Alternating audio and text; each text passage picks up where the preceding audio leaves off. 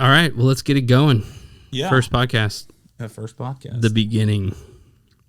Yeah. So kind of how everything got started was with an idea, I guess, kind of like all things in companies. And I am a third generation jeweler, but I love the outdoors, and I kind of want to find a way to mix the two.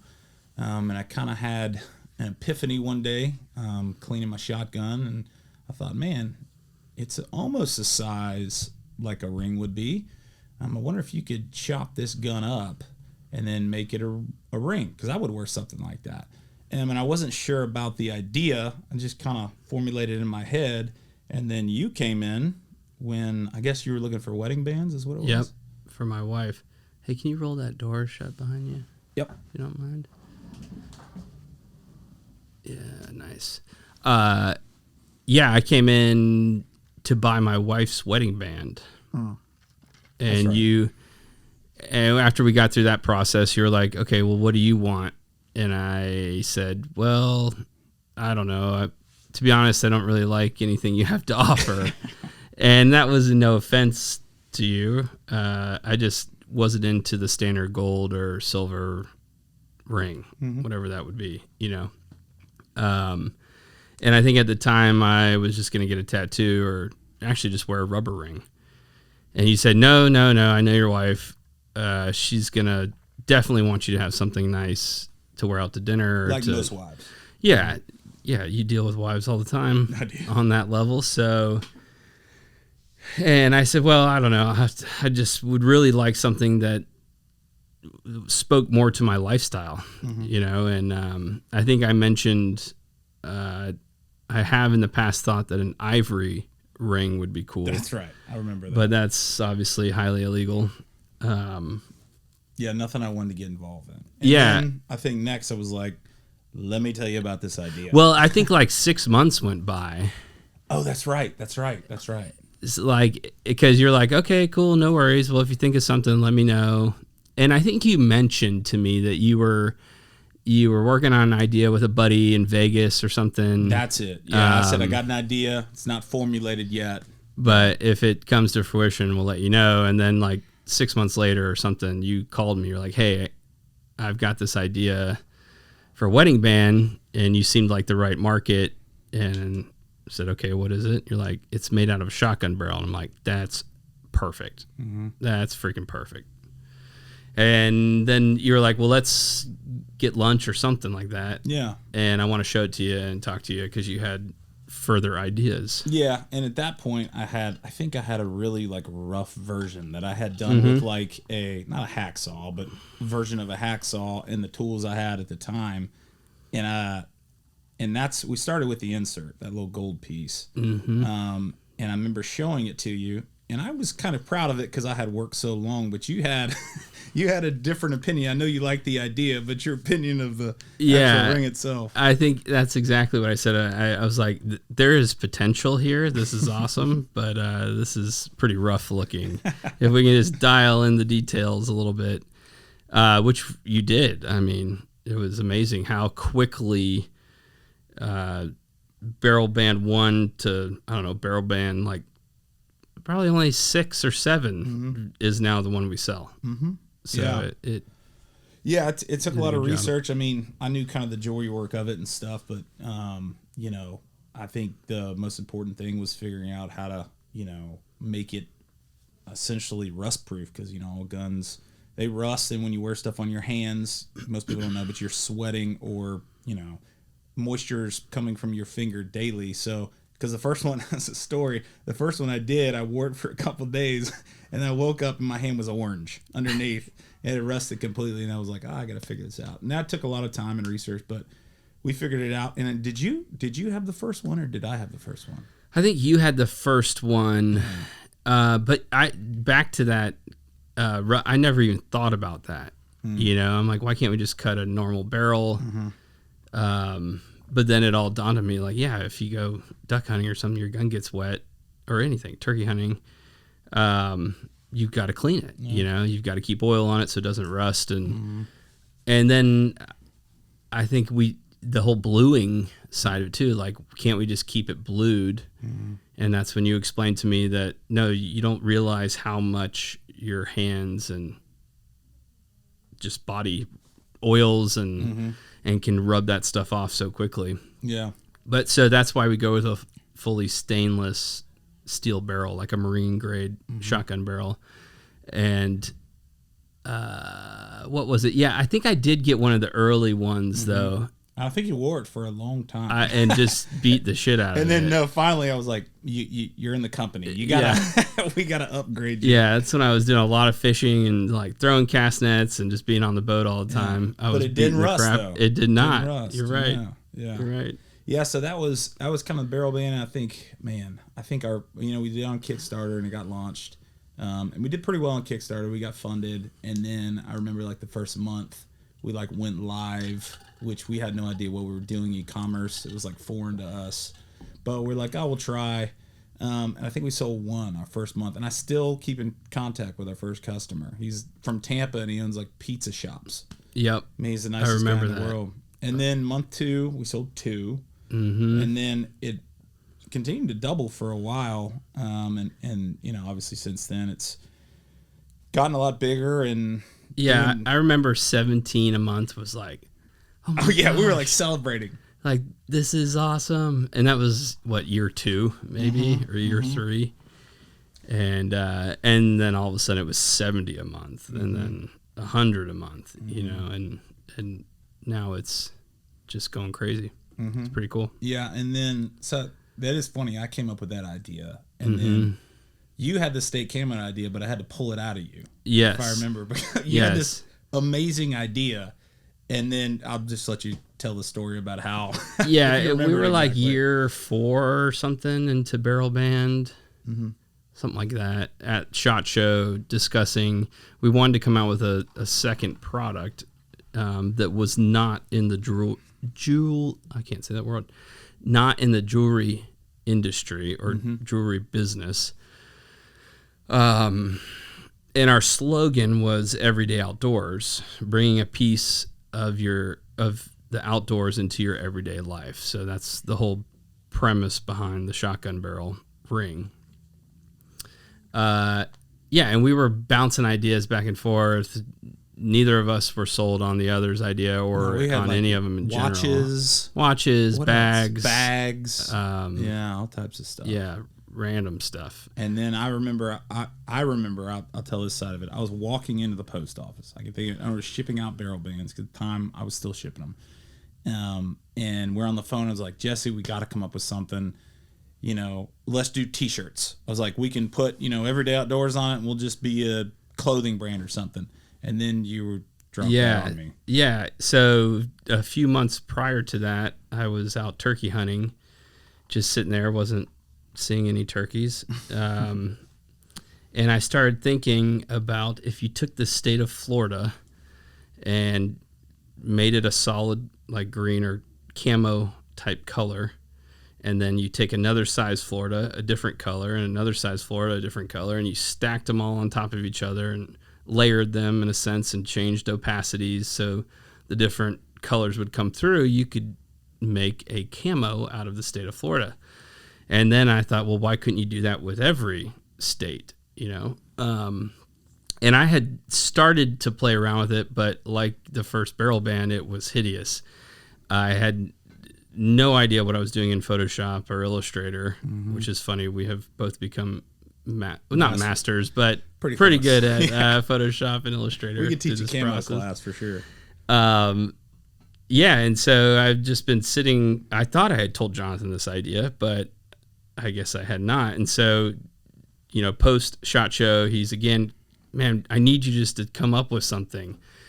And I said, well, it doesn't just happen that way. I can't just pop an idea into my head. And I said, well, what do you think about state camo? And he's like, what is state camo?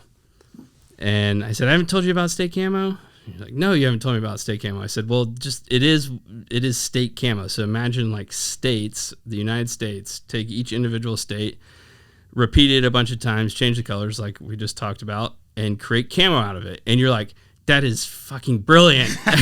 You're like, why did you tell me about this earlier? I'm like, well, I thought I did. I've been working on it. I can remember it clear as day. I walked in the post office talking about that, and you're kind of saying what you were saying now, and I was walking out, and I was like, stop. That's it. That's the idea. This is perfect. I was like, immediately went into the office and was like Googling, like, if anybody else had done this, and because I was like, somebody has had to come out with this before. Yeah. And I must have looked for 3 days straight. I had other people looking, and nobody had anything. I looked up, copyright designs and patents in it. And nobody had anything. And so I was like, let's go all in. Yeah. And then we had to figure out the camo, and that was an issue too. I mean, I don't know how many iterations. And still going. Yeah. I mean, it's still a challenge, not a challenge. It's I guess it is a challenge. It's a challenge to decide what colors, how contrasted they are, and then the whole printing end of the deal was a nightmare. I mean, so I know Jonathan mentioned earlier he's in the jewelry business. I'm in the photo and video production business, and so neither of us had any experience on the apparel or printing side. And that was just a matter of trial and error. Well, we just chose such a hard thing to do. I mean, because when you think about camo, in most people's camo, there's 4, maybe 5 colors. Right. And they're all separated. And so when you print it, you can screen print it, you can do anything with it. It's really easy because there's only 4 or 5 colors. When we first did our first camo, there was over 1,000 colors in it, right? Yeah. I mean, just overlaying in the different opacities according to Photoshop. Yeah. And we narrowed it down, I think it was like 30 something now, isn't it? Yeah. And it might be more than that, but it's somewhere around 30. But you can't screen print 30 different colors. So there was only one thing to do, and it was dye sublimation. And then we had to learn about dye sublimation. And that was a whole roller coaster as well. Absolutely. And every printer is different that we found out, and every fabric prints differently. So it was dialing in, first figuring out I guess in parallel, trying to decide what fabric we wanted, and then figuring out how to print it right, getting that color scheme right. And if you have owned State Camo from the beginning, hopefully you're seeing a progress in the right direction from the beginning. And then finding someone to print it, because I think we personally visited like 10 different places, called I don't know how many, and nobody in the United States, because that was our goal from day one. Like, we want this printed in the United States, we want it done in the United States. And people would come back with these numbers to print a shirt. The costs were like, we're going to have to charge $150 for this shirt. Right. It's insane. And we weren't even happy with the print or the material.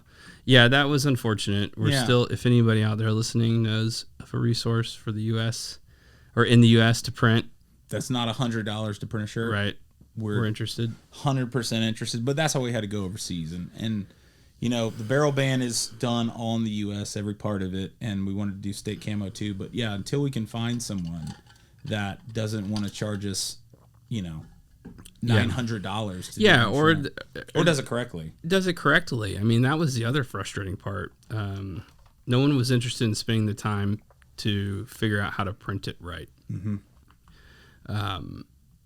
And to the point where we were like, why don't we just buy one of these machines and start doing it ourselves, which would have been a nightmare. Yeah. But who knows? Maybe someday. Yeah, maybe someday. And so, now with the barrel band and State Camo, and I think we're at 21 states or 22, like we have that are live, but we have all 50 done. We have all 50 done. Or 51 with the U.S. I think we've also done Canada, and then we were talking about doing the Ukraine when that thing was going on, and I made one of those as well. But yeah, so we have them all done. It's releasing them, in a timely manner, and one that we can, it strictly with business, like, and being full transparency, like monetary wise, like, sure, you can't produce 5,000 shirts in one state and of all of them at the same time. I mean, we're a bootstrap company. Right. We've done this from the ground. We don't have any VC money or any, if we did, now thinking back on it, it might have been easier. But I'm kind of proud of that. Yeah, absolutely. It was, Yeah, barrel band was a great intro.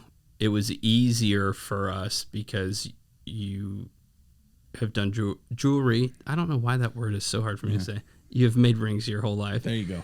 And I've done photo video production my whole life. So we had the equipment and everything. Right. It was easy for us to do. I had to create ads, take photos. You knew how to make the rings. But then when we got into this camo world, your job got 10 times harder. I still had to take photos and video, but was trying to help, source suppliers and reach out to people and work. And like we said, learn Photoshop and Illustrator and figure out how to combine colors and use those softwares in order to get what we had up here onto the screen. Yeah, I was a lot of YouTube videos. A lot of YouTube videos, a lot of trial and error. I remember the night we actually came up with the final camo. It was here at your office. Okay.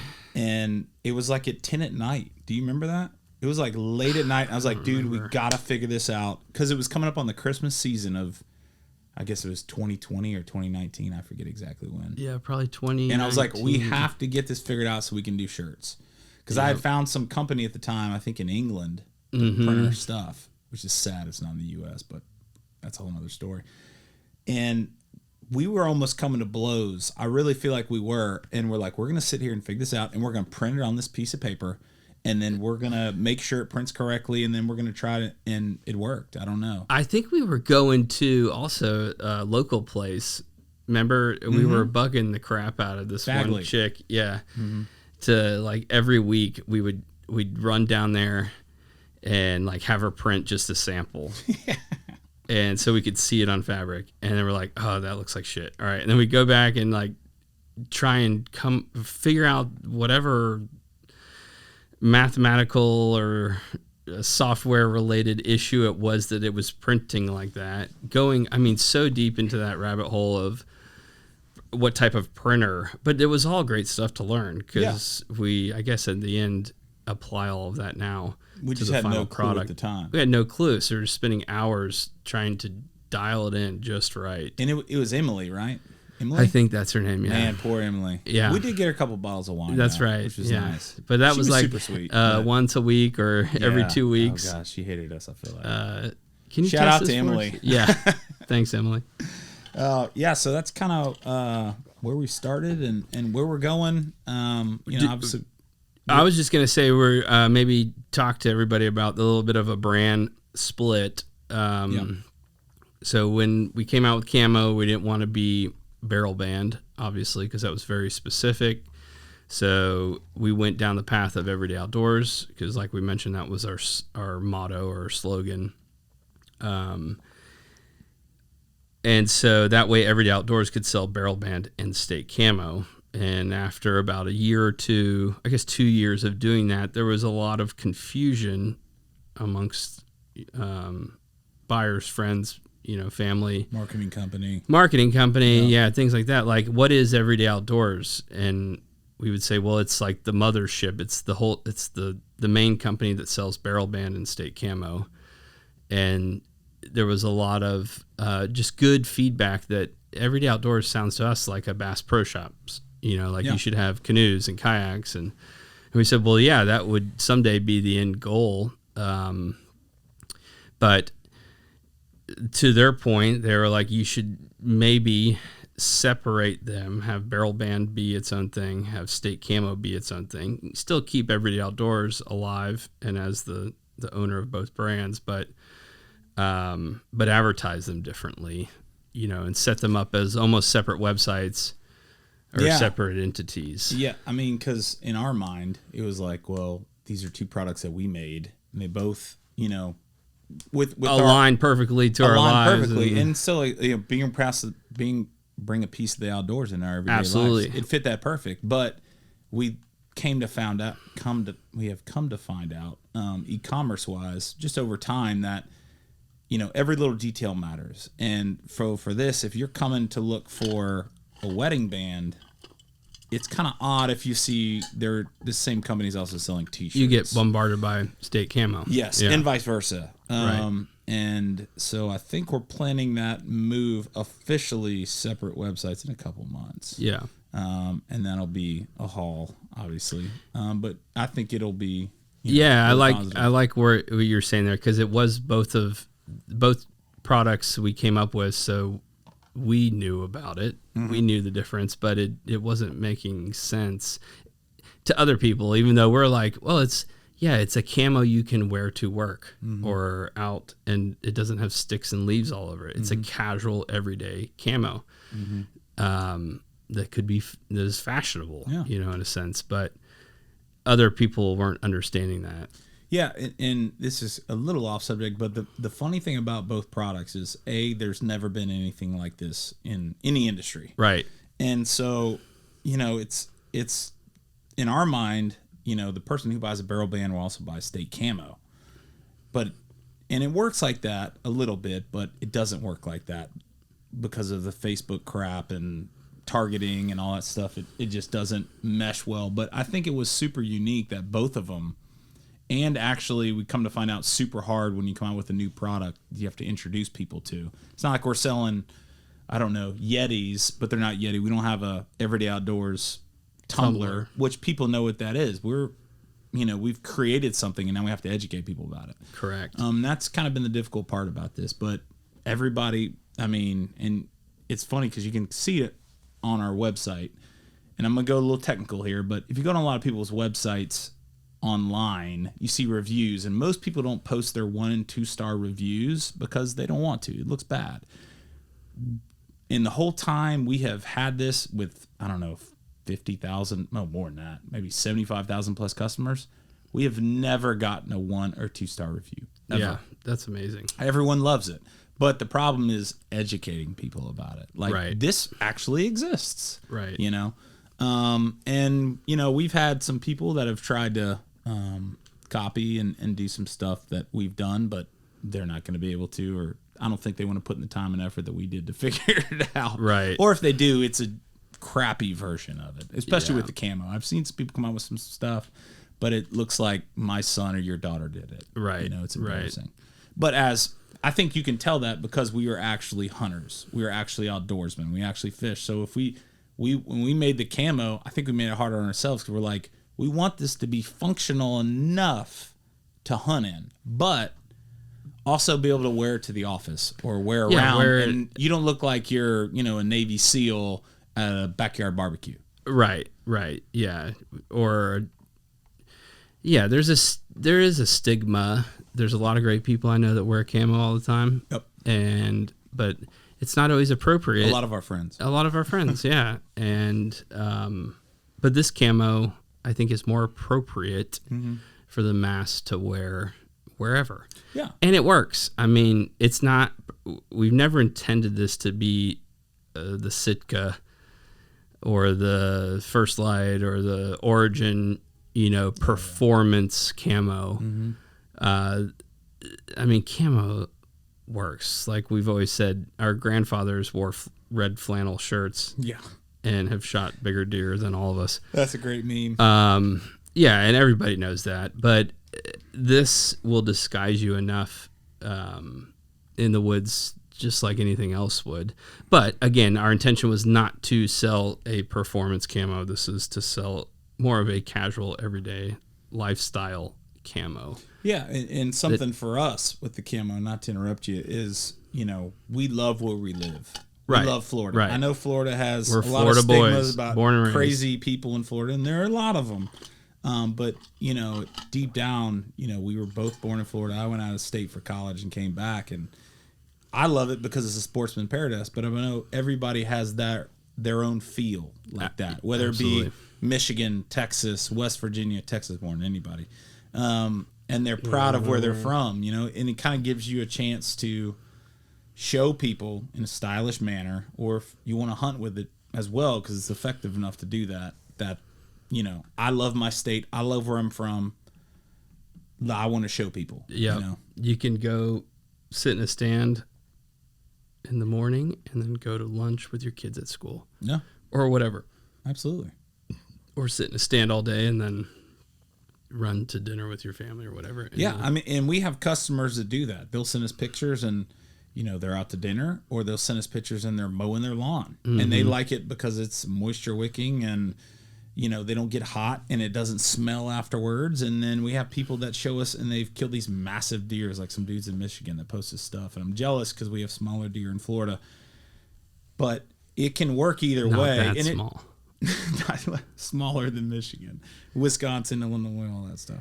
But that's the neat part about it, I think, is you can kind of choose what you want to do with it. Yes, it's effective enough for the woods, but it's also not crazy enough where you don't. I mean, I guess it's not crazy enough where you don't look stupid wearing it every day. Right. The other cool thing about this is it has bumped just a little bit my education of geography of the United States, because I'm looking at the shirt I'm wearing now and I'm not sure. Is this West Virginia? Yes. Okay, good. Shout out to the mountain state of West Virginia. Yeah. I would have never been able to call out West Virginia 4 years ago. Well, the person who does all our shipping in my office, and they ship everything out of my office, struggles with that. And she's a little older, so it makes sense.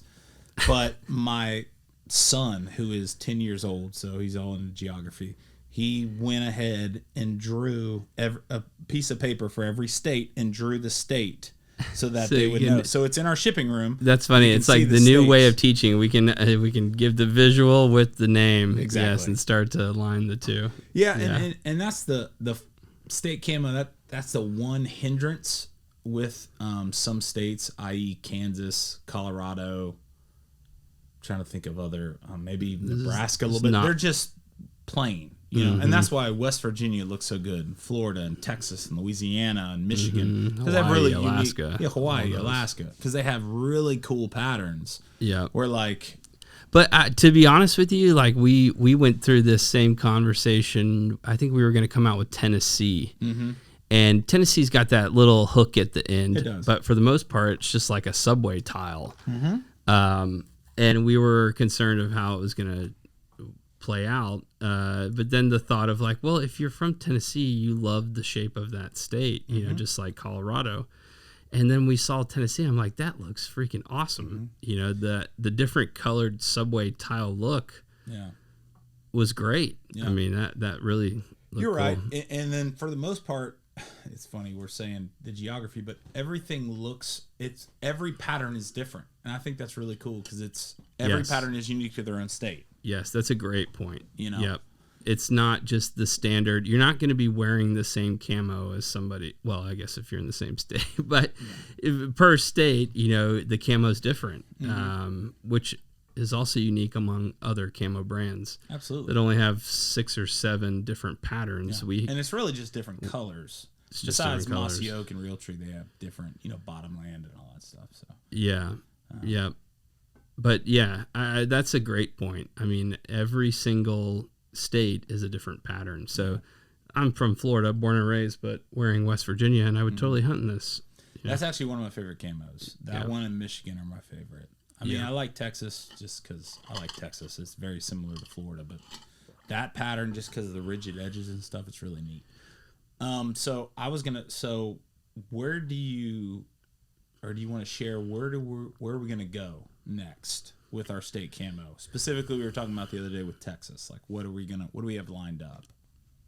So let's do that. If you want to talk about the next phase. Yeah, absolutely. Camo. I do want to say one quick thing, and we're going way back to the barrel band. We haven't talked about it a lot, and that's my baby, so I want to talk about it. But the kind of neat thing, I think we got validation for the barrel band, was with the licensing deal with Ducks Unlimited. Yes. So that should be a whole nother podcast. It really should. We'll tell that story another time because that's a fantastic story. How we got it, because we tried for a long time, and then we just kind of got some liquid courage and made it happen. But when we got our deal with Ducks Unlimited, we were the first company they had ever dealt with that was strictly e-commerce. Right. Which is a huge deal because Ducks Unlimited has been around for might be 100 years at this point. It is. I think crazy. You're right. It started in New York, if I remember correctly. And we're both big duck hunters. But I don't know the history that well. Love a duck hunter. Yeah. But from that point, I mean, that I feel like because that was before State Camo. We got that. Because Yeah. that was at CB. Yeah, that that's year. right. We met Adam. That's Not absolutely right. met him, ran into him. Yeah. But yeah, that was one thing I just wanted to throw out because we had sold a bunch and we thought we were doing well, but it was always like, if we can get these guys to believe in what we're doing, we have something. Yeah, you know? I mean, we would talk to our friends, and we'd go to SHOT Show. We're surrounded by really good outdoorsmen. You know, I grew up surfing and skating, and I compare this to, I lived in Lakeland, Florida, which is about 2 hours from good waves on the East Coast, and every now and then in Florida. Currently, yes. But I'd walk into a surf shop and you almost are intimidated by the guys that live there, surf there every day, know what they're doing. And the same sort of feeling was coming when we'd go to like the SHOT Show or these expos, or just be in and around, you know, really cool gun shops and stuff, and start talking about it. It almost, you know, people are like, oh, cool. That's a great idea. But it was a good idea. It was selling like crazy, and I think that's what gave us the confidence. But we didn't need. It was helpful, I should say, that when we got the DU partnership, that was the next line in a gun shop of like, hey, we make rings out of shotgun barrels. And they're like, oh, that's cool. And I'm like, yeah, it's been going really well. We actually are official licensed partner with Ducks Unlimited. And then it's like, really? Yeah. You know, because we had like everybody, there's a ton of respect for DU. I mean, they've, like you said, been around forever, and they do a lot of great stuff for conservation. All of you know this, you know what Ducks Unlimited is, so we don't need to describe it. But yeah, I completely agree. That was a win for sure. That was a validation, I think, of what we were doing. Like they think it's cool and it can do, like, this is where it's at. They understood it, which was great. Yeah. To, I guess, where we're going, we have essentially built 50 patterns, 51 with the U.S. And just business-wise, it doesn't make sense to come out with 50 patterns and then 7 different colors. Because if you have a standard camo, you have one print. And then you can do that in 7 different colors, and it's fine. It's not a big deal. But we have 50, and then if you want to do 3 different color patterns, now you're at 150, which is a lot of SKUs, which we learned about business-wise, e-commerce, which we had no idea about because both work in brick and mortar situations. So what we're planning on doing is testing with Texas and a few other select states. We have kind of a, I don't want to release a name now, but I think kind of like a brush, like a sage brush camo maybe coming out. And that didn't give too much away. And then more of an everyday color, which is a really muted palette, kind of in the theme of our shorts. I think it's the best way more to put of that. like that, darker. Yes, and that's kind of where we want to go. I think with State Camo, to make it an everyday piece. Yeah. And although we love camo, we love camo colors and green and black and tans and browns. Although it is, you can wear it, it's not necessarily an everyday thing. Yeah, we're trying to, I think, blend those, so everybody knows of duck camo, and then like your typical woods. Everybody has the same duck camo. It's the same colors and and we're trying to blend that slightly to give you a more contrasty, sort of lighter of the spectrum, lighter side of the spectrum, which I would call duck camo, mixed with what we currently have, and then a darker side of that too. Yeah. So this has been our first podcast of what will be many. We are going to try and do this every week, if possible. But I think we can make it happen. Yeah, but we're gonna get some in the bank and then start releasing them. And we just wanted to give you the introduction, the beginning, quote unquote, of our business and who we are. And we hope to continue to just talk about everything outdoors, different hunting trips, situations, some controversial stuff, or may not be controversial. We'll bring some people on. Yeah, we'll have guests, hunting stories, things like that. Much better hunter than us, and fishers, hope to teach people new things, align with people on certain areas and circumstances when it comes to hunting in the outdoors, and talk about new products, new launches, new ideas, and hopefully get your feedback as well.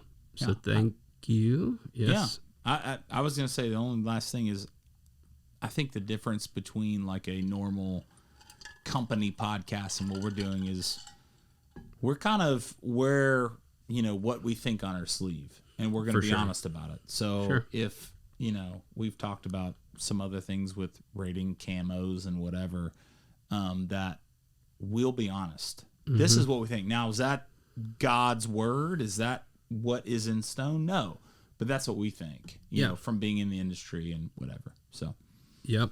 I like it. Well, thank you very much, everybody, if you listened, and we'll be talking to you soon. All right.